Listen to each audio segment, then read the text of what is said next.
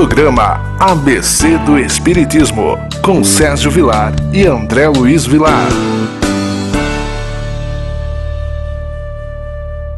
Queridos amigos, estamos pela TV Mundo Maior, iniciando o programa ABC do Espiritismo. Programa esse apresentado por Sérgio Vilar e André Luiz Querini Vilar. Queremos agradecer a sua audiência, a sua companhia, as mensagens que você tem enviado para mim e também para o nosso querido André Luiz. Gratidão pela sua companhia e pela sua audiência. Você sabe que nós alternamos os nossos programas. Uma semana é o estudo do Evangelho segundo o Espiritismo, a outra semana é um estudo de questões do Livro dos Espíritos. O que nós vamos estudar hoje, André? Hoje nós vamos dar continuidade no estudo de O Livro dos Espíritos. Vamos ver do livro 2º, capítulo 6º, Vida Espírita, item 5, Escolha das Provas, começando pela questão 258. Mas antes, eu gostaria de deixar o WhatsApp da TV. Temos recebido mensagens, já temos pessoas de todos os estados do Brasil. Ainda não de todas as cidades, porque o Brasil é muito grande. Mas temos recebido mensagens tão afetuosas, tão carinhosas, pessoas que assistem, que nos acompanham pela TV Mundo Maior, pela TV A Caminho da Luz, e mandam mensagens afetuosas. Quem ainda não faz parte da lista de transmissão pelo WhatsApp e tem vontade de participar, relembramos que é gratuito. Salve o nosso número na sua agenda de contatos e mande a sua mensagem. O nosso número é 19 997 78 2794. Na questão 258, Kardec questiona: no estado errante, antes de nova existência corpórea, o espírito tem consciência e previsão do que lhe vai acontecer durante a vida? Resposta: ele mesmo escolhe o gênero de provas que deseja sofrer. Nisso consiste o seu livre-arbítrio. Bom, aqui 2 pontos muito importantes para as nossas reflexões.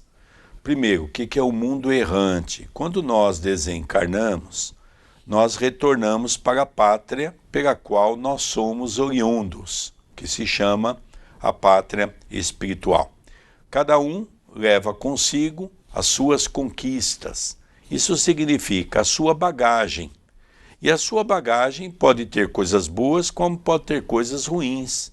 Alguns vivem uma vida boa no mundo espiritual, outros vivem uma vida tumultuada. A grande maioria vive no mundo de erraticidade, ou seja, fica ali curtindo os seus erros, fica ali curtindo o seu sofrimento por aquilo que ele deixou de fazer no campo do bem e por aquilo que ele fez em excesso no campo do mal. A resposta, ela também precisa ser muito bem analisada, ela não pode ser contextualizada apenas como uma única pergunta e resposta, que nós vamos cometer um grande erro. Por quê? Porque temos que voltar na questão da escala espírita, onde são 10 degraus, cada um se encontra numa condição diferente.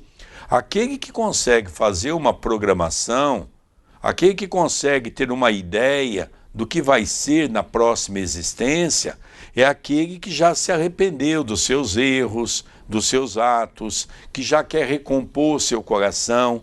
Então ele vai participar de um ato chamado reencarnação programada. Mas reencarnação programada também não significa que quando ele tiver o véu do esquecimento, ele vai ser vitorioso, ele pode falhar. Então, muitas vezes, ele pode participar do seu processo reencarnatório, até escolhendo algumas condições que tem que passar? Pode, mas não é tão comum assim. É para um grupo pequeno de espíritos na Terra. A grande maioria ainda faz parte do chamado reencarnação compulsória. E as pessoas que tiverem interesse de estudar sobre a reencarnação, já está disponível no canal do YouTube da TV A Caminho da Luz o estudo na íntegra, desde o prefácio de Emmanuel até o 20º capítulo do livro Missionários da Luz. Então, o espírito de André Luiz, pseudônimo de Dr. Carlos Chagas, através pelas mãos de Francisco Cândido Xavier, nos fala a respeito da reencarnação. Deram mais de 70 programas de 35 minutos, em que ali nós estudamos exaustivamente aquele livro que fala pormenorizado do que nós estamos falando no dia de hoje. Então, quem tiver interesse, assim que terminar o nosso programa aqui pela TV Mundo Maior, vai no YouTube da TV e veja a playlist do programa Missionários da Luz. Na questão 258A, Kardec pergunta: não é Deus quem lhe impõe as tribulações da vida como castigo? Resposta: nada acontece sem a permissão de Deus, porque foi Ele quem estabeleceu todas as leis que regem o universo. Perguntareis agora por que Ele fez tal lei em vez de tal outra? Dando ao Espírito a liberdade de escolha, deixa-lhe toda a responsabilidade dos seus atos e das suas consequências. Nada lhe estorva o futuro. O caminho do bem está à sua frente, como do mal. Mas se sucumbir, ainda lhe resta uma consolação, a de que nem tudo se acabou para ele, pois Deus, na sua bondade, permite-lhe recomeçar o que foi mal feito. É necessário distinguir o que é obra da vontade de Deus e o que é da vontade do homem. Se um perigo vos ameaça, não fostes vós que o criastes, mas Deus. Tiveste, porém, a vontade de vos expordes a ele, porque o considerastes um meio de adiantamento, e Deus o permitiu. Aqui Kardec questiona como é que fica a respeito das tribulações da vida, a respeito do castigo, se Deus ele tem a ver com o nosso sofrimento. E a espiritualidade diz que o que Deus criou foram as leis divinas. O que isso significa? Para todos nós a lei é a mesma. Qual que é a diferença? Cobra-se do sábio o que o sábio pode dar, cobra-se do ignorante o que o ignorante pode apresentar. Não se pode cobrar de Chico Xavier o que se cobrará de uma pessoa que passou na Terra no caminho da ignorância, da maldade, da perversidade. A lei é a mesma, com aplicações diferentes. Quanto mais eu sei, mais a minha própria consciência me cobra para doar mais. Deus não é culpado pela fome da terra, pelas mortes prematuras, pela desigualdade social, pelas lutas. Deus nos criou. A partir do momento que estamos na Terra, como coletivo, vamos achando os nossos próprios caminhos. Por isso que Deus nos deu livre-arbítrio, para não chegarmos a Ele e culparmos. Olha, eu sofro porque você me fez assim. Ele vai falar, não, eu te criei simples e ignorante. E olha no relatório das suas existências os caminhos que você percorreu. Você foi no caminho da sensualidade, você foi no caminho do roubo, você foi no caminho da marginalidade, você foi no caminho dos vícios, e agora vem cobrar de mim uma felicidade que não lhe pertence? Então Deus, Ele é sábio. Ele nos dá responsabilidade. Ninguém nasce para matar uma pessoa, mas eu posso pegar um revólver e matar uma pessoa. Ninguém nasce para usar o seu corpo sendo um copo vivo para a espiritualidade, para quem é alcoólatra. Ninguém nasce para ser um tabaco vivo para aqueles que são fumantes. Ninguém nasce para ser uma biqueira de fumo, aqueles que são drogaditas. São caminhos. Da mesma forma que eu escolhi hoje estar gravando um programa, eu poderia e eu tenho a liberdade de poder estar num outro lugar fazendo uma outra coisa. São as escolhas que nós temos. E por isso que nós temos o livre-arbítrio que nos dá a possibilidade desta livre ação conforme o que nos é imposto. Você agora vai entender, o André vai ler a terceira questão do conjunto dessas perguntas e respostas. Essas duas perguntas, consequência das respostas pelo plano espiritual, deixa bem claro aquilo que eu disse no início. de que se uma pessoa abrir o Livro dos Espíritos ao acaso e ler essas duas questões, com certeza ele não vai ler o resto do livro, porque ele vai dizer que isso deve ser uma bagunça muito grande, porque uma está em desacordo com a outra. Nós precisamos ter uma ideia do conjunto, daquilo que a doutrina espírita traz, respeitando a condição espiritual de cada um, dentro da reencarnação compulsória, dentro da reencarnação programada e dentro da reencarnação missionária, não é? Então isso é muito importante.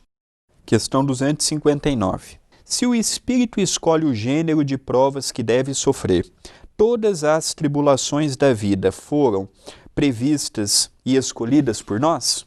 Resposta: todas não, pois não se pode dizer que escolhestes e previstes tudo o que vos acontece no mundo, até as menores coisas. Escolhestes o gênero de prova. Os detalhes são consequências da posição escolhida e, frequentemente, de vossas próprias ações. Se o espírito quis nascer entre os malfeitores, por exemplo, já sabia a que deslize se expunha, mas não conhecia cada um dos atos que praticaria. Esses atos são produtos de sua vontade ou do seu livre-arbítrio. O espírito sabe que, escolhendo esse caminho, terá de passar por esse gênero de lutas, e sabe de que natureza são as vicissitudes que irá encontrar, mas não sabe quais os acontecimentos que o aguardam. Os detalhes nascem das circunstâncias e da força das coisas. Só os grandes acontecimentos que influem no destino estão previstos. Se tomas um caminho cheio de desvios, sabe que deves ter muitas precauções, porque corres o perigo de cair, mas não sabes quando cairás. E pode ser que nem caias, se fores bastante prudente. Se ao passar pela rua uma telha te cair na cabeça, não penses que estava escrito, como vulgarmente se diz. É interessante, né, nós analisarmos esse contexto, porque, por exemplo, às vezes dois inimigos, como nós vemos numa obra de André Luiz, um veio na condição de pai e de filho. Lógico que dentro de uma programação não está pré-estabelecido a questão de Segismundo, de que como um matou o outro numa existência anterior, o ciclo vai se repetir nessa. Não, por isso que nós temos o véu do esquecimento. Os dois vieram numa disputa na outra existência por uma mulher. Agora vem a mulher e um deles perfazendo um casal e Segismundo vem como filho. E havia sido Segismundo que havia errado naquela época. Então ele vem como filho e nós percebemos que isso é muito importante. Se ele vai acertar ou não, isso é uma questão do seu esforço. Nós vamos para um breve intervalo e já retornaremos pelo programa ABC do Espiritismo pela nossa TV Mundo Maior.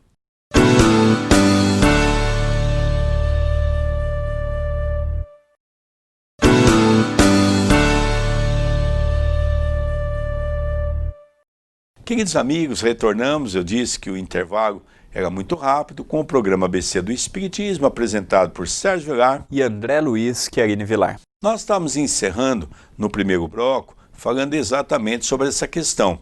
O espírito no processo reencarnatório, ele pode acertar ou ele pode errar. Tem o véu do esquecimento, ele vai ser colocado em provas, naqueles erros que ele cometeu no passado, e somente ele vai poder definir qual é o caminho que ele vai querer seguir. Aqui nos cabe ainda comentarmos um pouco a última questão que lemos, porque ela é muito importante. No final, o Espírito deixa um dado que nós, os espíritas, ouvimos com muita arbitrariedade na retórica espírita e na literatura. O Espírito fala: se ao passar pela rua uma telha te cair na cabeça, não penses que estava escrito, como vulgarmente se diz. Muitas vezes atribuímos tudo à lei kármica. Cai uma telha na cabeça, subo na escada, caio da escada, quebro uma perna.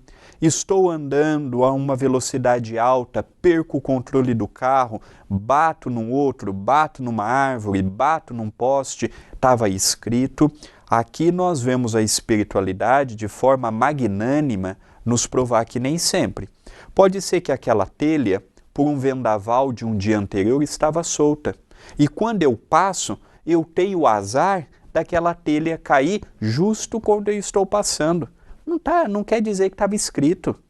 Pode me machucar, pode me danificar, pode levar a consequências que não estavam escritas na lei kármica, na minha programação. Eu vou subir numa escada e eu não me atento à base da escada.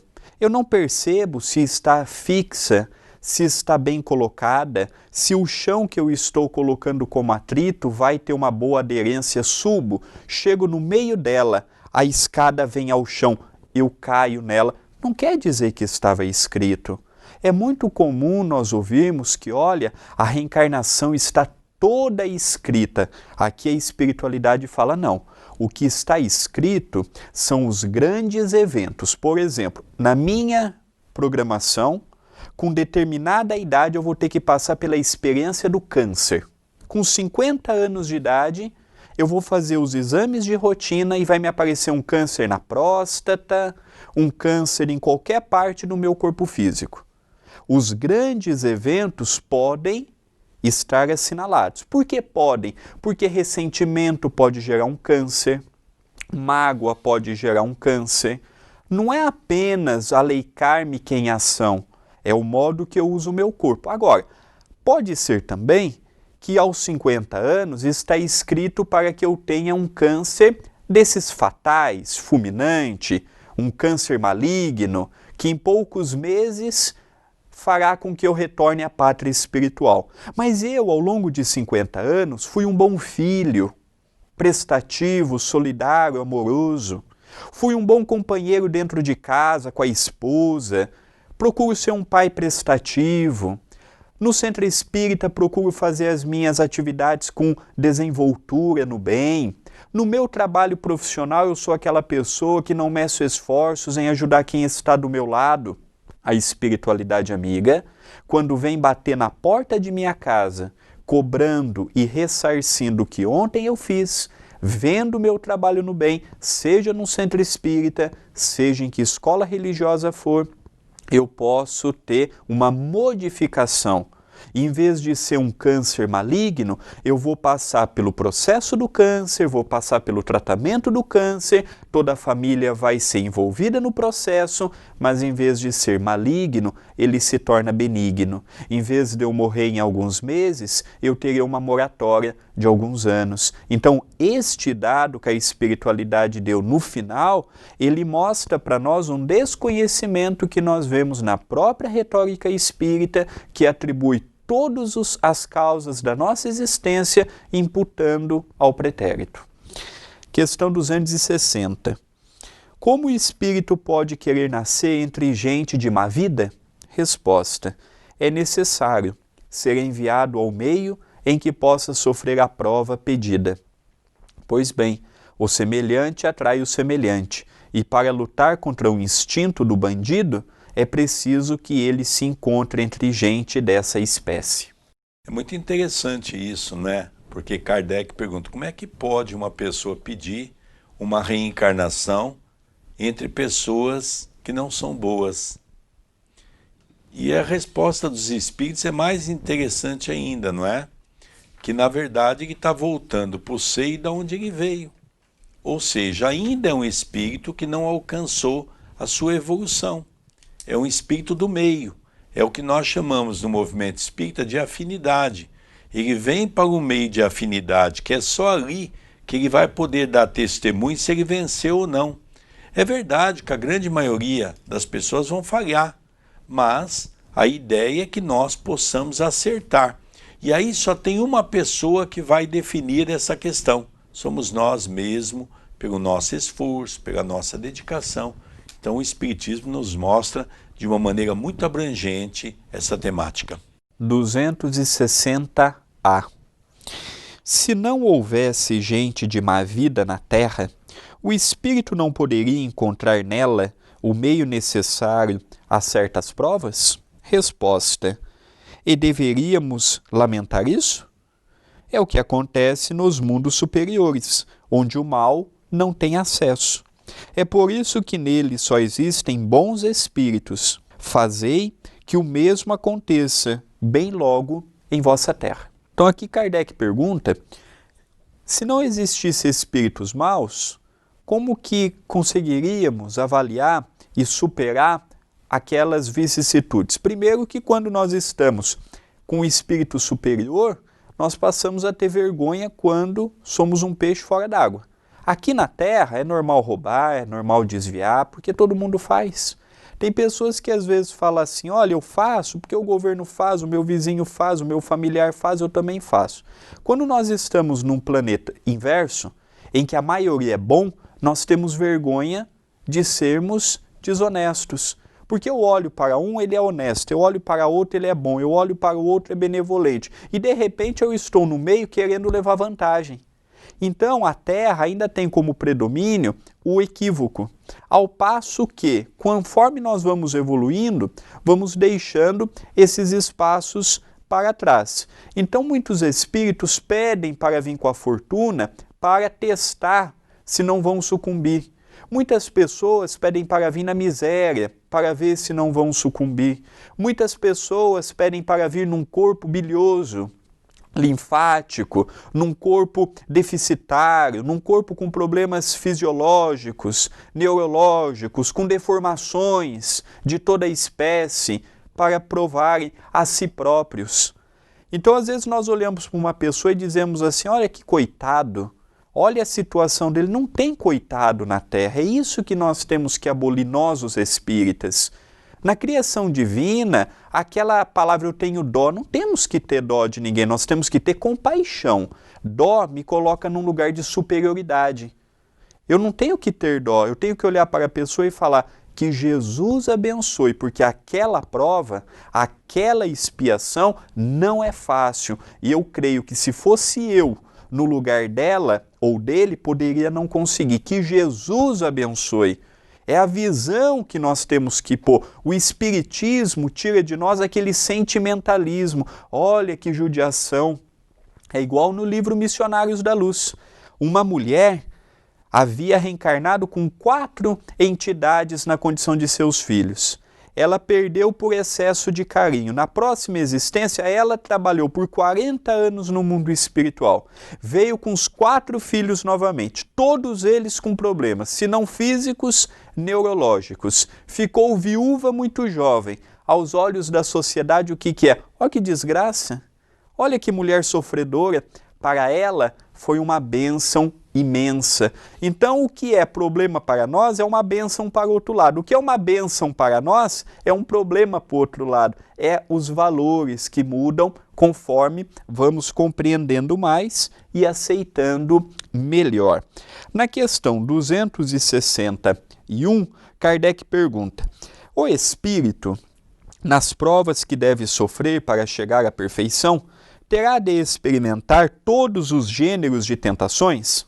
Deverá passar por todas as circunstâncias que possam provocar-lhe o orgulho, os ciúmes, a avareza, a sensualidade, etc.? Resposta: certamente não, pois sabeis que há os que tomam desde o princípio um caminho que os afasta de muitas provas, mas aquele que se deixa levar pelo mau caminho corre todos os perigos do mesmo. Um espírito pode pedir a riqueza, e esta lhe será dada. Então, segundo o seu caráter, poderá tornar-se avarento ou pródigo, egoísta ou generoso, ou ainda entregar-se a todos os prazeres da sensualidade. Mas isso não quer dizer que ele deve passar forçosamente por todas essas tendências. Aqui nós vamos ver também a importância de nós procurarmos entender a espiritualização, a espiritualidade. Nós percebemos que os casais que têm filhos, que seguiram caminhos religiosos, deram uma base diferente para os seus filhos. Isso quer dizer motivo de acerto? Não. Porque as tendências daquela criança podem levá-los amanhã, na juventude, a cometer os erros que se encontram gravados na sua tela mental, no seu coração e no seu espírito. Mas ajuda aí muito. André Luiz dá um detalhe que hoje a psicologia aceita isso com muita naturalidade, é que até os 7 anos de idade nós conseguimos formar uma visão numa criança. E até os 7 anos de idade nós podemos mudar e muito a sua personalidade, através do amor, através da bondade. Então nós vamos ter que passar por tudo que está mais ou menos programado, que nós trazemos em forma de carga para a Terra? Não, porque o André já disse muito bem a questão do karma. O karma, aqueles pontos mais importantes, nós vamos ter que passar. Mas a questão do destino, que Kardec traz por 2 vezes apenas na sua obra básica, nós temos um semi-destino. E quem vai moldar esse destino somos nós, através do nosso comportamento, né, André? Ao encerrarmos o nosso programa, nós deixamos o nosso WhatsApp, 19 997 78 2794. Salve o nosso número na sua agenda de contatos e mande o seu nome e a sua cidade e diariamente, gratuitamente, receberá uma mensagem à luz do Espiritismo. Nós vamos encerrando o nosso programa. O tempo é cruel. O tempo passa muito rápido, principalmente quando o assunto é palpitante. Nós agradecemos a todos os nossos telespectadores da TV Mundo Maior que assiste o programa ABC do Espiritismo. A nossa gratidão, programa apresentado por Sérgio Vilar e André Luiz Querini Vilar. Até o próximo programa e que nosso Senhor Jesus Cristo nos abençoe. Muita paz, muita luz e até o próximo programa.